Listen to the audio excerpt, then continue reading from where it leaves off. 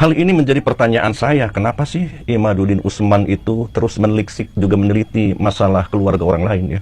Itu kan masalah internal. Ternyata setelahnya saya pikir itu bukan tujuan utama ya, untuk membongkar kesalahan tersebut. Assalamualaikum warahmatullahi wabarakatuh. Selamat berjumpa kembali dengan channel Tadabbur Alam TV. Oh ya, saya akan mengumumkan juga memberitahukan kepada seluruh subscriber juga para penonton channel Tadabbur Alam TV ini, mulai hari ini di episode yang ke-20 maka nama channel saya diganti dengan nama yaitu channel Abu Zamzam, yang mana ini sebagai alasan bagi saya supaya Anda dengan saya itu mudah mengenal ya, dan itu adalah merupakan lakob atau nama saya sendiri. Mudah-mudahan setelah berganti channel ini, yang pertama, channel ini bermanfaat untuk semuanya, dan doakan dari semuanya mudah-mudahan channel ini bisa berkembang menjadi suatu channel yang inovatif, inspiratif, juga edukatif. Terima kasih atas segala perhatiannya. Yuk kita lanjutkan ke bahasan yang utama. Di video yang ke-20 ini saya akan ikut-ikutan berbincang tentang berita viral yang dikemukakan oleh seorang tokoh ulama yang bernama Kiai Imaduddin Usman, yang mana beliau terang-terangan mengatakan bahwa Habaib atau Ba'alawi ini nasabnya terputus kepada Rasulullah Sallallahu Alaihi Wasallam. Dan hingga sampai saat ini rupanya belum ada jawaban yang kredibel ya, baik dari pihak Ba'alawi maupun para muhibinnya untuk menangkis serangan-serangan perdebatan yang dikemukakan oleh Imaduddin Usman. Nah, sahabat sekalian, pada kesempatan kali ini saya ikut-ikutan, mari kita membahas masalah ini.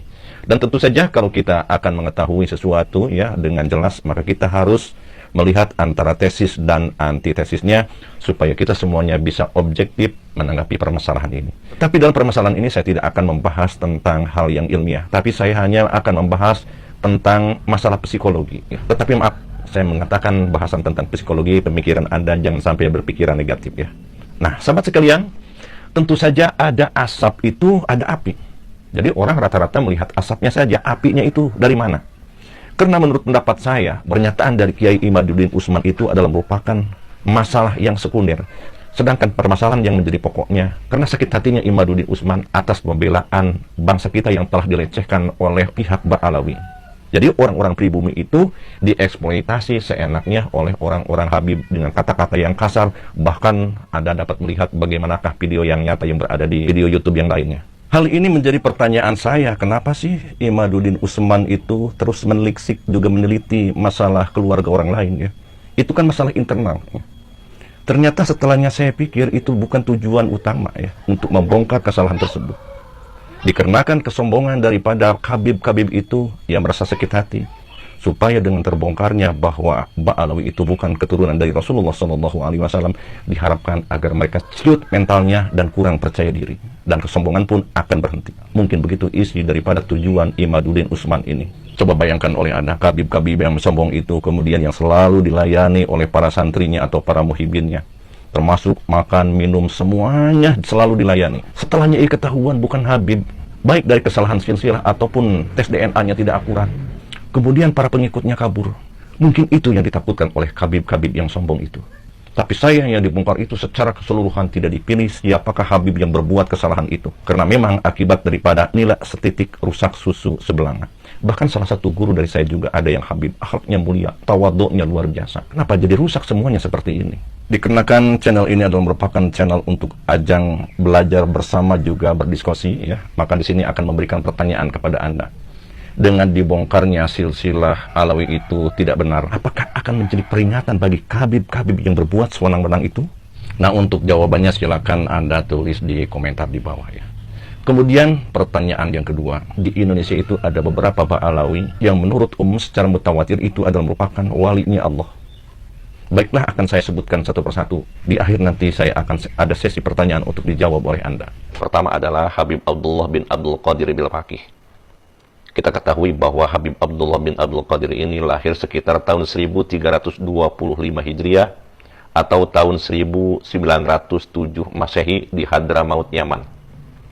Beliau sebagai ulama terkemuka kemudian pindah ke Indonesia dan dikenal sebagai pengembang tarekat Alawiyah. Apakah tarekat Alawiyah? Nanti sedikit saya akan bahas di belakang ya. Ada suatu keunggulan yang dimiliki oleh Yang Mulia Sayyidina wa Maulana Al-Habib Abdullah bin Abdul Qadir ini. Beliau yang sudah tersebar di internet itu hafalnya itu 7 juta hadis. Itu hafal di kepala. Bahkan hafalnya itu dengan sanadnya. Yang sanadnya itu sangat banyak sekali. Tapi informasi lain juga saya mendengar dari muridnya sendiri, yaitu Kiai Thayyib, ya. Habib Abdullah itu bukan hanya 7 juta hafal hadisnya, tetapi hafalnya itu 9 juta. Coba bayangkan oleh Anda. Saya melihat kitab Bukhari saja yang begitu tebal itu jumlahnya itu 4.000. Kalau dibaca, saya kira tidak akan selesai 1 tahun, ya. Bahkan saya puluhan tahun pun belum tentu selesai karena saya tidak bisa membaca kitabnya, ya. Sedangkan Habib Abdullah bin Abdul Qadir 9 juta di luar kepala dengan sanad-sanadnya. Jadi kalau akan membacakan hadis, Habib Abdullah itu yang dibacanya itu lama, ya. Karena beliau itu membaca dari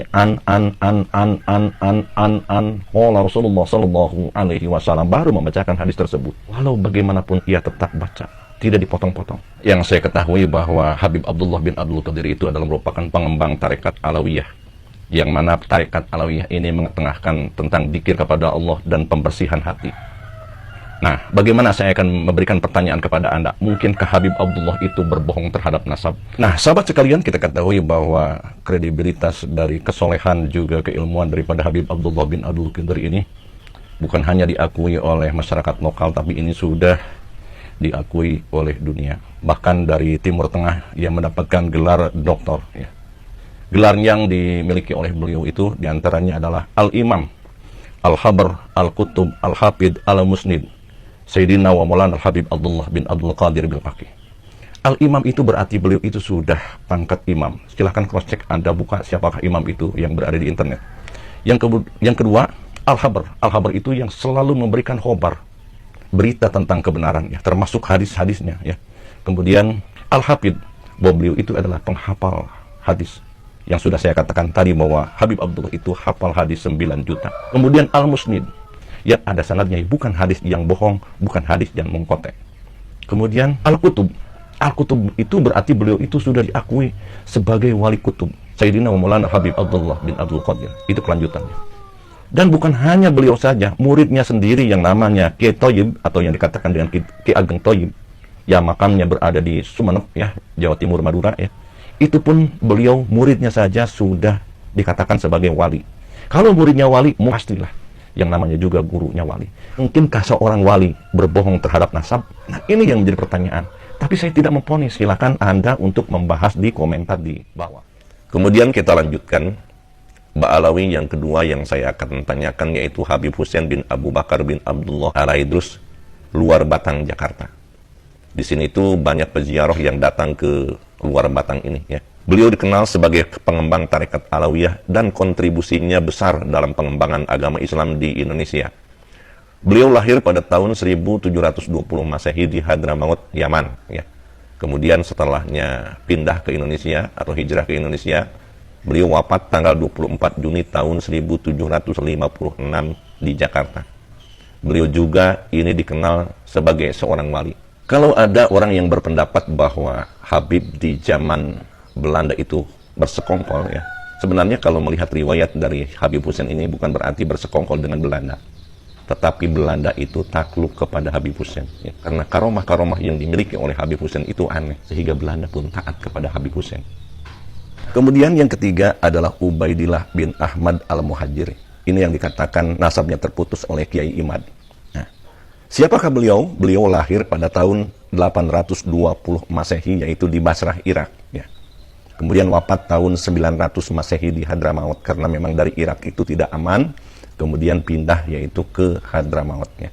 Beliau dikenal sebagai seorang ahli sufi yang mengikuti ajaran tarekat Alawiyah. Jadi yang namanya ahli sufi itu jauh dari sifat ujub, riya, takabur, apalagi berbohong dan dosa besar. Seperti halnya dosa besar itu adalah memalsukan silsilah. Apa sih inti ajaran dari tarekat Alawiyah yang dikembangkan oleh Mbak Alawi ini? Saya hanya akan mengatakan atau membahas sedikit saja, sahabat sekalian, tapi ini hanya menjadi gambaran buat Anda. Yang pertama adalah peningkatan spiritual, yaitu dzikir kepada Allah.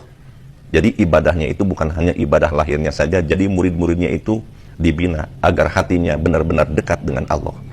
Kemudian yang kedua, mengutamakan akhlak, moral, dan etika. Ya, termasuk jangan sampai berbohong ya. Jadi jelas sahabat sekalian, Ba'alawi ini dilarang berbohong, termasuk membohongi yaitu silsilah ya. Kemudian yang ketiga yaitu kebersihan hati. Harus bersih hatinya. Mereka tidak pembenci, mereka tidak pendendam, apalagi berkuar-kuar mengadu domba rakyat. Nah, ini sahabat sekalian dijauhkan daripada ajaran tarekat Alawiyah. Kemudian yang keempat yaitu kecintaan kepada Nabi. Jadi adanya solawat-solawat deba yang ada di Indonesia ini adalah dibawa oleh para habaib dari Hadramaut agar mereka menambah kecintaan kepada Rasulullah Shallallahu Alaihi Wasallam. Kemudian yang kelima yaitu kesederhanaan dan kerendahan hati. Jadi para habaib di zaman dahulu, sahabat sekalian, mengutamakan yaitu kerendahan hati. Jauh dari sifat sombong, apalagi membela diri demi kehormatannya. Demikian nukilan yang sangat sedikit dari awal sampai akhir. Mudah-mudahan dengan apa yang diucapkan oleh saya dalam video ini ada gambaran untuk pemikiran Anda. Semoga menjadi pemancing agar pikiran kita lebih hati-hati, lebih cerdas, juga lebih bijaksana. Bila video ini bermanfaat, sekali lagi tolong Anda tulis komentar di bawah dan buka juga video-video kami yang lain. Terima kasih atas segala perhatian. Mohon maaf atas segala kesalahan. Saya Abu Zamzam dari Tadabbur Alam TV berundur diri untuk sementara, dan Anda akan mengikuti video saya di hari Rabu mendatang. Terima kasih. Wassalamualaikum warahmatullahi